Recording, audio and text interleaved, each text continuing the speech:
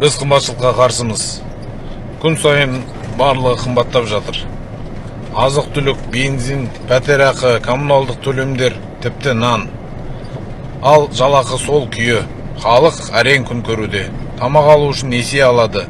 Бұлай болмау керек. Үнсіз қалсақ, бәрі одан әрі нашарлайды. Даусымызды шығарайық, бізді естиді. Сондықтан біздің халқымыздың челлендж жариялаймыз.